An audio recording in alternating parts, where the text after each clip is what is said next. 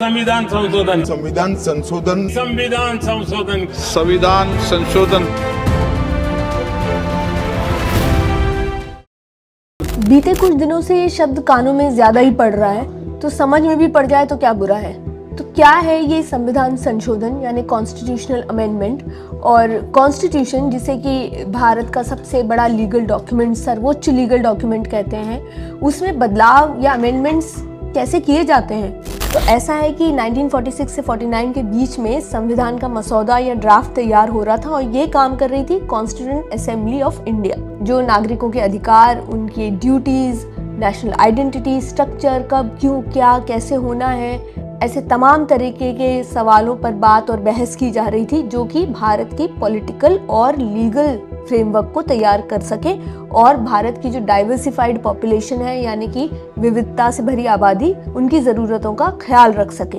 इसके लिए अलग अलग आर्टिकल्स के ड्राफ्ट तैयार किए जाते थे और उन्हें सभा में पेश किया जाता था। आर्टिकल्स यानी किसी भी विषय से जुड़े स्पेसिफिक नियम और कायदे जो बताते हैं कि भारत का लीगल, पॉलिटिकल और सोशल फ्रेमवर्क किस तरह काम करेगा। ऐसा ही एक आर्टिकल था पार्ट 20 में, आर्टिकल 368, जो संसद को ये शक्ति देता है कि वो संविधान के प्रावधानों में यानी प्रोविजंस में कुछ जोड़ सकती है, उसमें बदलाव कर सकती है या कुछ हटा सकती है।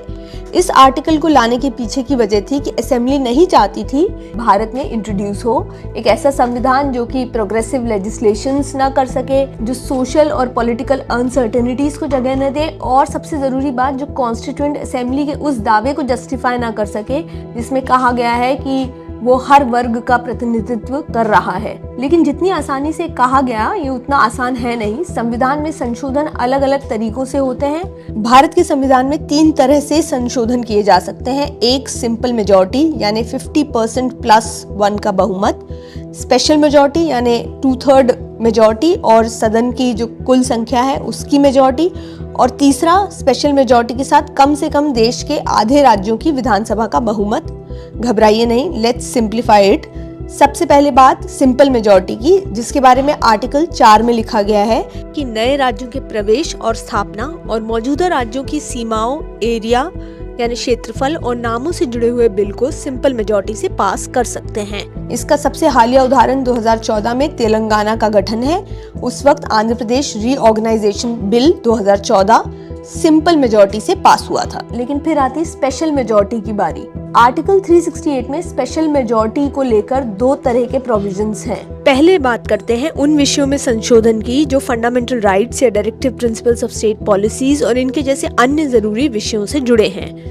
इसमें अमेंडमेंट करने के लिए संसद के हर सदन में उसकी कुल सदस्य संख्या के मेजॉरिटी और जो प्रेजेंट सदस्य हैं उनका 2/3 बहुमत चाहिए, तभी संविधान में संशोधन किया जा सकता है। मसलन लोकसभा में कुल 543 सदस्य हैं तो उनका बहुमत 272 हुआ, लेकिन बिल पास करने के लिए 2 शर्तें एक साथ पूरी करनी होती हैं। पहली, कुल 543 सदस्यों का बहुमत यानी कम से कम 272 वोट चाहिए, और दूसरा, उस दिन जितने सदस्य प्रेजेंट हैं और मतदान कर रहे हैं उनका 2/3 मेजॉरिटी भी चाहिए।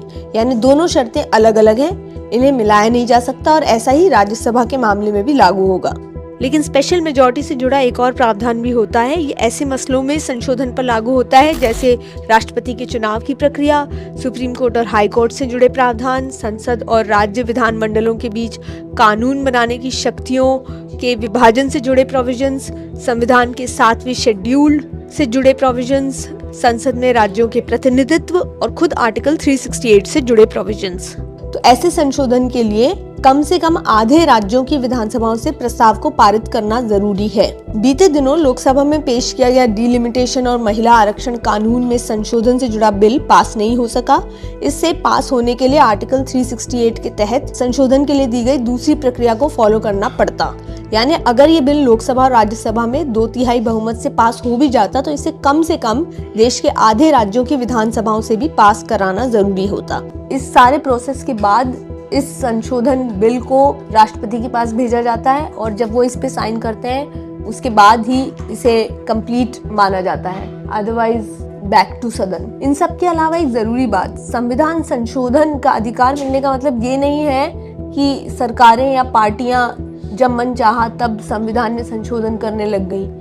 इसमें ज़रूरी बात यह है कि संविधान के मूल स्ट्रक्चर या मूल आत्मा के साथ छेड़छाड़ नहीं होनी चाहिए। 42वां संविधान संशोधन 1976 में ये प्रोविजन जोड़ा गया कि संविधान संशोधन को अदालत में चुनौती नहीं दी जा सकती, लेकिन फिर मिनर्वा मिल्स केस में सुप्रीम कोर्ट ने इस प्रावधान को अनकॉन्स्टिट्यूशनल बताया और इससे पहले केशवानंद भारती केस में कोर्ट ये स्थापित कर चुकी थी कि संविधान के बेसिक स्ट्रक्चर यानी मूल ढांचे को नष्ट करने वाले किसी भी संशोधन को अदालत में चैलेंज किया जा सकता है।